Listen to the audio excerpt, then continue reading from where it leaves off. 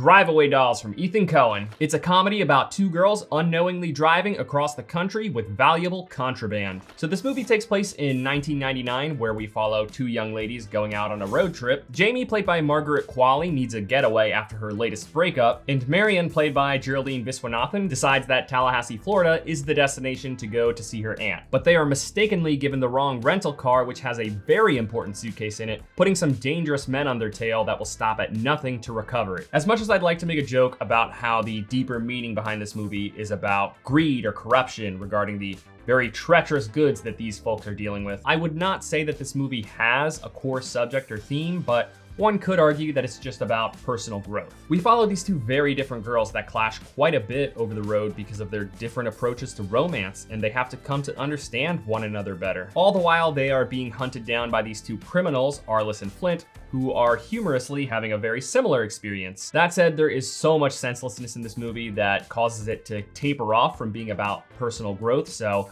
I think that I'd rather say that at its core, this movie is about being stupid with two O's. The character dynamics were the best part of the movie. There is always something happening at the expense of someone who would rather be somewhere else. Jamie is very wild and provocative, while Marion is much more serious and is a bit of a smartass, so they don't always see eye to eye. The two of them are gay, but they're not a couple, they're just friends, so Jamie takes it upon herself to try and get Marion laid because Jamie is no stranger at all to lesbian bars and hookup culture. As for the two goons chasing them, Flint is a bonehead who really just thinks with his muscles, figuratively speaking, and Arliss prides himself in using proper communication skills to get the job done and tries to enlighten Flint on how to be a better crook. This movie overall was pretty funny, between punchy and crude dialogue, campy performances, silly situations, and a premise that ends up becoming very absurd. This movie is full of cheesy delights. It's all wrapped up in this kind of campy directing style from Ethan Coen. The other Coen brother was absent here, but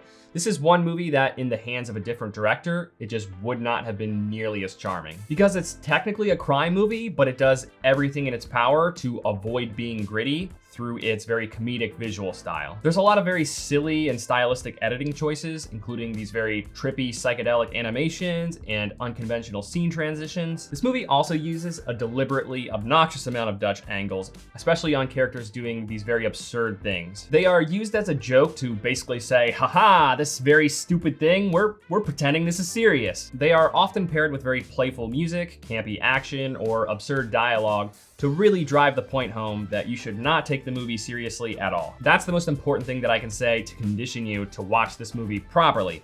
Do not watch it as a serious crime film because it just gets ridiculous. The movie has a solid cast. In supporting roles, we have Matt Damon, Coleman Domingo, Pedro Pascal, and they're all wonderful, but I actually liked that they did not take up very much screen time. Despite the potential that their star power could have brought to the film by being more involved with it, I thought that the dynamic of the two leads was more than enough to carry the movie. Especially from Jamie, who was an absolute firecracker. Qualley's southern accent does slip up a little bit here and there, but nevertheless, I thought her southern charm was absolutely crucial for the character to feel so magnetic. That said, Marion played the very important role of the reverse comic relief in this already very silly movie. She gave it a bit more humanity, which I think saved it from a potentially exhausting amount of humor. So as playful and outlandish as this movie is, it definitely has some shortcomings that are worth mentioning. For a lot of viewers, this will certainly feel a bit half-baked, because it is. There was not enough story fleshed out, and the biggest sign of this is that the movie is only about an hour and 20 minutes, which is